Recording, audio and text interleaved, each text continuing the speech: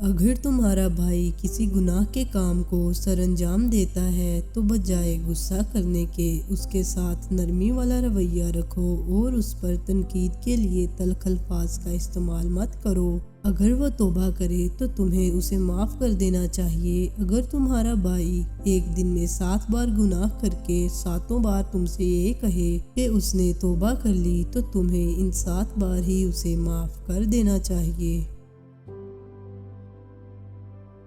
اپنے دشمنوں کو برا جاننے کی بجائے ان کے لیے نیک جذبات رکھو اور انہیں اپنی دعاؤں میں بھی شامل رکھو۔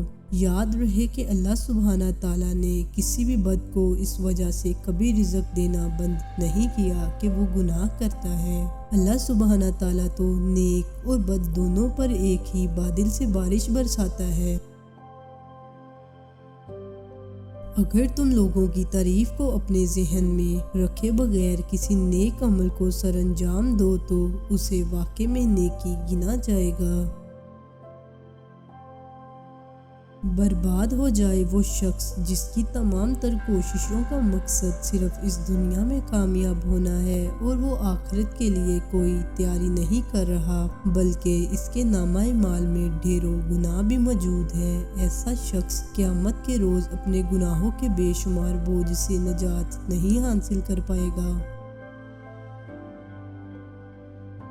اگر تم یہ چاہتے ہو کہ لوگ تمہاری ذات میں موجود خرابیوں کے بارے میں بات نہ کریں تو تمہیں خیال رکھنا ہوگا کہ تم بھی لوگوں کی کمزوریوں اور برائیوں کے بارے میں بات مت کرو، کیونکہ جیسا سلوک تم لوگوں کے ساتھ رکھو گے ویسا سلوک ہی تمہیں واپس ملے گا۔ میاں بیوی کی مثال ایک جسم کی مانند ہے نہ کہ 2 جسموں کے، اسی لیے اللہ سبحانہ تعالیٰ کے کرم سے جس کو تمہارے جیون کا ساتھی بنایا گیا ہے اسے خود سے جدا مت کرو۔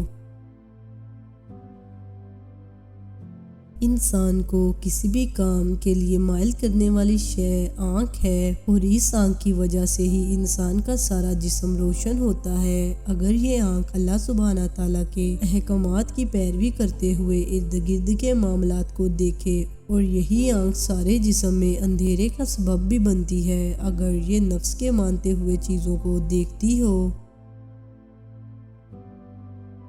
جن لوگوں نے حق کا ساتھ دینے پر اس دنیا میں مصائب کا سامنا کیا وہی لوگ ہیں جنہیں آخرت کی زندگی میں ہمیشہ سکون اور بلند مرتبے سے نوازا جائے گا۔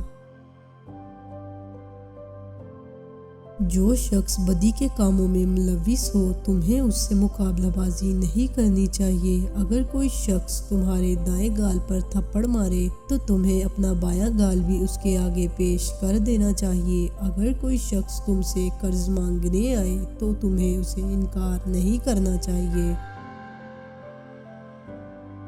اگر ہم یہ چاہیں کہ آگ اور پانی کو ایک ہی جگہ اکٹھا کر لیا جائے تو ایسا کرنا ناممکن ہے۔ بالکل اسی طرح کسی شخص کے دل میں یا تو دنیا کی محبت ہوگی یا پھر آخرت کی۔ ایسا نہیں ہو سکتا کہ دنیا اور آخرت کی محبت اکٹھی ہو جائے۔ 3 کام کرنے میں انسان کی کامیابی ہے: گفتگو کرنے، نگاہ کا استعمال کرنے اور خاموش رہنے میں۔ اگر تمہاری گفتگو میں اللہ سبحانہ تعالیٰ کا ذکر شامل نہیں تو تمہارا بولنا بیکار ہے۔ جو شخص دنیا کے معاملات کو عبرت کی نگاہ سے نہیں دیکھتا کہ یہ سب کچھ ایک دن ختم ہو جانے والا ہے تو اس کا دیکھنا فضول ہے، اور جو شخص خاموشی اختیار کر کے اپنے گناہوں پر پچھتاتا نہیں ہے اس کا خاموش رہنا بے سود ہے۔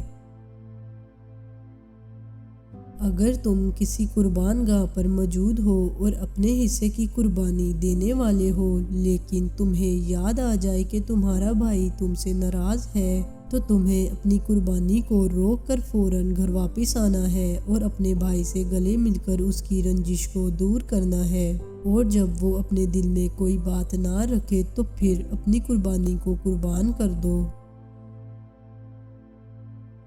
اگر تم بلند مرتبے پر ہو، مالدار ہو اور اہل علم ہو تو اپنی طبیعت میں عاجزی کا عنصر لازمی رکھو، کیونکہ جو اپنے آپ کو بڑی شے سمجھنے لگے اس سے مرتبہ چھین لیا جاتا ہے، اور جو اپنے آپ کو عاجز سمجھے اللہ سبحانہ تعالیٰ لوگوں کے دلوں میں اس کے لیے عزت ڈال دیتے ہیں۔